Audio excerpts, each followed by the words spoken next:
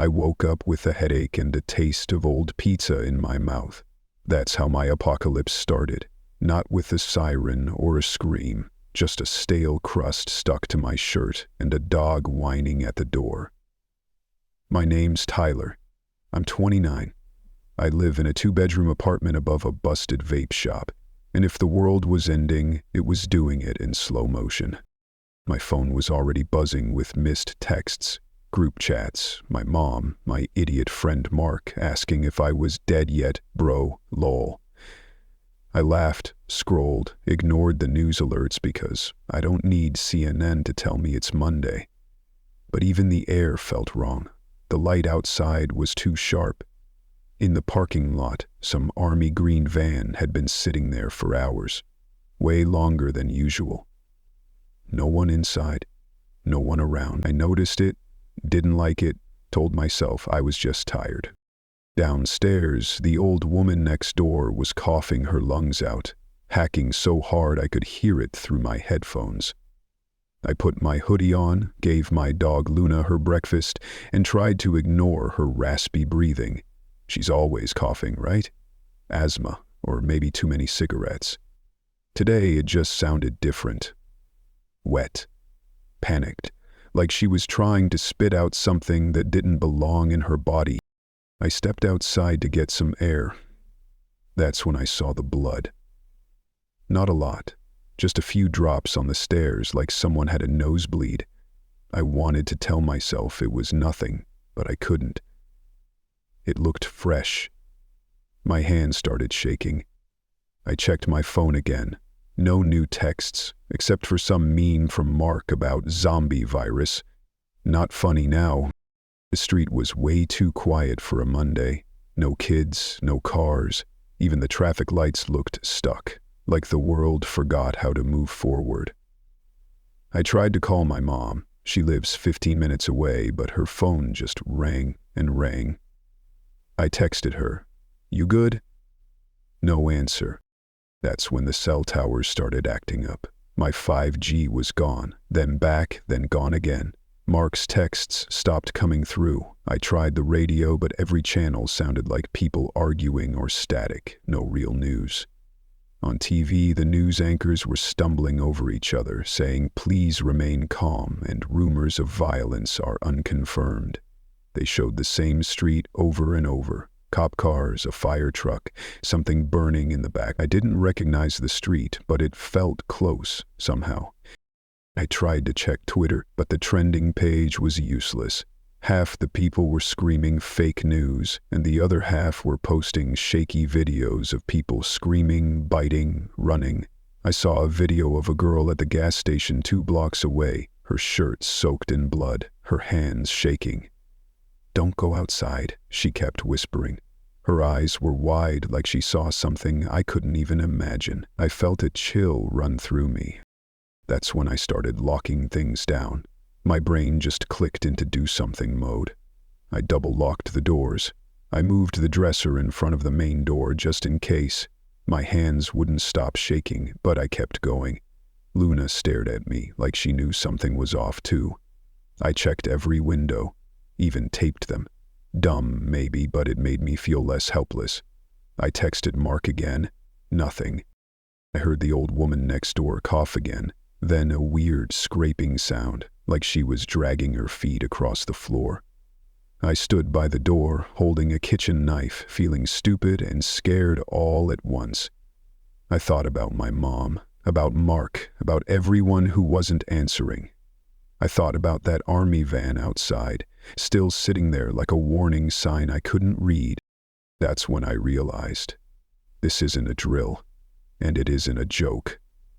Something was wrong with my neighborhood, my phone, my people, maybe the whole city. I didn't want to believe it, but the way my heart hammered in my chest, I knew. I sat down with Luna and listened to the sounds outside, the coughs, the sirens, the silence. My stomach clenched. My hands hurt from gripping the knife. I wanted to cry, but I couldn't. I just kept waiting for someone, anyone, to tell me it was going to be okay. But nobody did. The first scream sounded like it came from a bad dream. I was still sitting on the floor with Luna's head in my lap, scrolling through texts that wouldn't send, and swiping through news that made less sense by the second. Then it came again. Louder, closer, real. I froze. You can always tell when it's not just someone being dramatic, you know? There's a pitch to real fear you feel in your bones. I moved to the peephole, careful not to make noise. I saw the old woman's door wide open and a trail of blood leading down the hallway.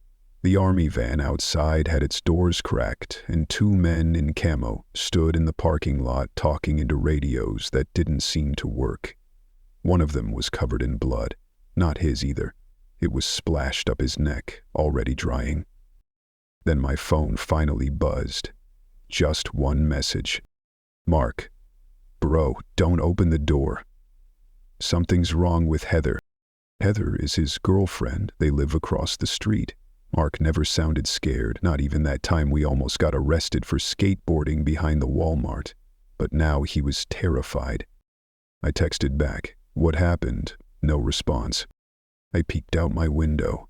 Heather was in their front yard, just standing there in her pajamas, staring at the ground like she'd dropped something and forgot what it was. Mark was on the porch, yelling at her to come back inside.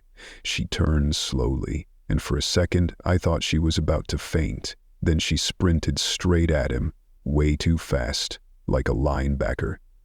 She slammed into him, and they both hit the ground. She bit him. I saw it. She went for his neck like a wild animal. I wanted to do something, to yell, to run out and help, but my legs wouldn't move. I watched Mark fight her off, blood pouring from his neck.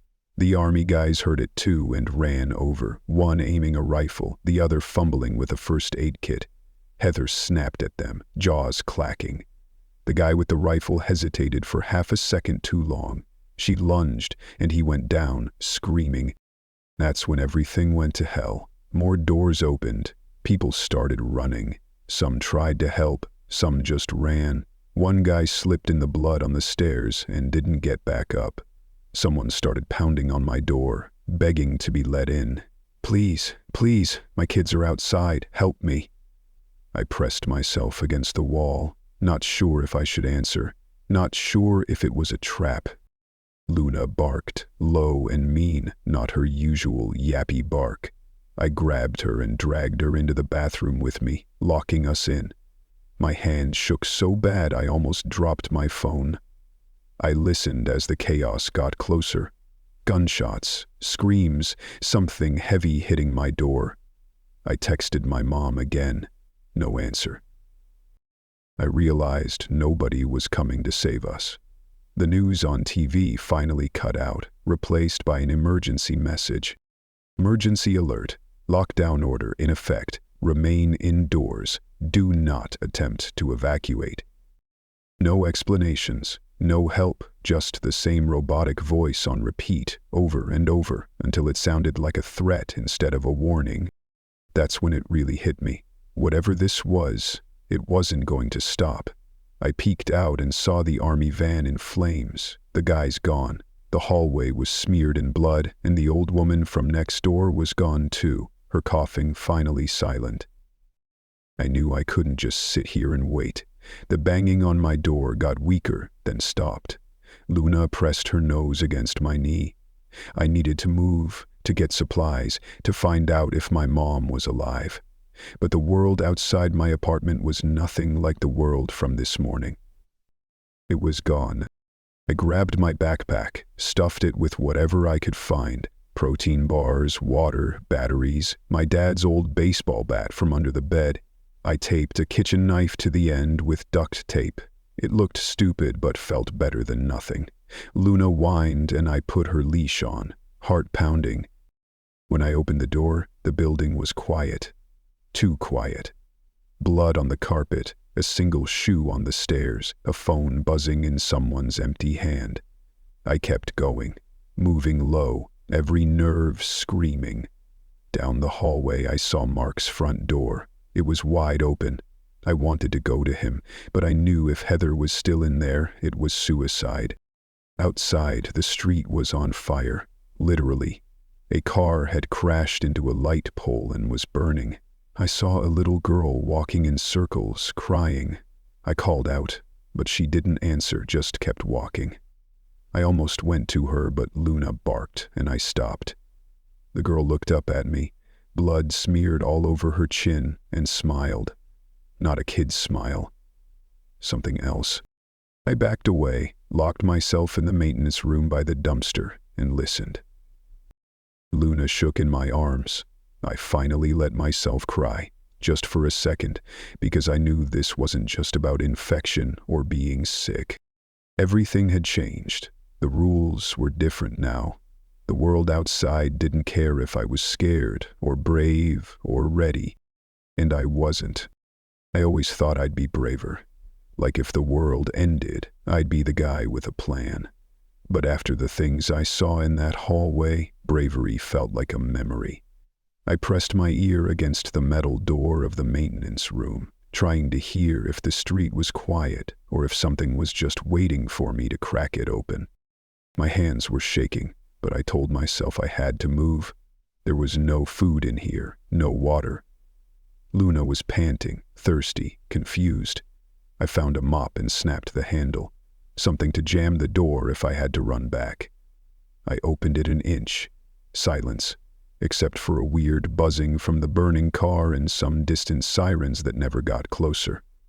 The smell outside was like a grill left on too long, burned meat and plastic. I crept out. Every step felt wrong, like the street was made of glass and I was about to fall through. I passed the little girl again. She was sitting in the grass, picking at her own arm, quiet, staring at nothing. I looked away. I made it to Mark's place. The porch was sticky with blood. The door was open, the inside trashed. Mark was gone. So was Heather. There were drag marks out the back, but I didn't follow them. I went in, checked the kitchen, tried to remember if he had anything useful. Found a half-empty bottle of whiskey, some Pop-Tarts, a flashlight. Grabbed it all. My hands were steadier now. Fear was turning into something sharp, a cold focus. It's when I heard a voice. Help me. It was the old woman from my building. She was inside Mark's bathroom, hiding behind the shower curtain. Her mouth was bleeding. Her hands were covered in scratches. She looked up at me with wet, desperate eyes. I'm sorry, I whispered. I can't. I closed the door and left her there. I felt like a monster, but I knew what would happen if I stayed. I just couldn't do it. I walked back outside, Luna at my side. I saw more people moving now, most of them wrong, stiff, stumbling, or way too fast. Every time I heard a voice, I froze. Every time I saw a shadow, I ducked. I tried to get to my car, but the tires were slashed. Someone had written "Stay inside" on the windshield in what looked like blood. The house at the end of the block, Mr. Carson's, the old guy who gave out full-size candy bars at Halloween, was on fire. I saw his wife screaming at the upstairs window, banging and begging. A bunch of those things were inside already and she knew it. I thought about running in, but I couldn't. The heat, the screams, the pounding, it was all too much. I left her behind. I made for the high school gym, thought maybe it would be a safe place. That's where they always tell you to go during tornadoes, right? But the gym was already overrun. The front doors were smashed, people running everywhere, some crawling, some biting. I saw a girl from the vape shop, the one with the face piercings and the purple hair, fighting off a guy twice her size with a lacrosse stick. She screamed at me to help. I ran. I didn't look back. Luna and I ducked behind the dumpster at the far side of the parking lot. I heard gunshots, glass breaking, tires squealing. Someone in a pickup truck tried to plow through the crowd, but they hit the curb and crashed into the bus stop. I kept my head down, holding Luna close, whispering that it would be okay, even though I didn't believe it. After a while, the screaming faded. Smoke drifted over the neighborhood. I crawled out and started walking, nowhere to go. The sun was setting. It felt wrong, too red, like the whole world was blushing with shame. I walked and walked. Didn't feel like I was escaping, more like I was floating.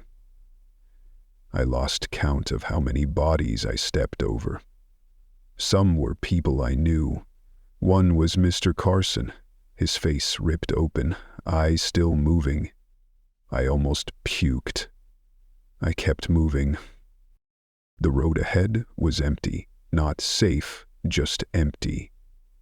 I thought about my mom, about Mark, about all the people I left behind.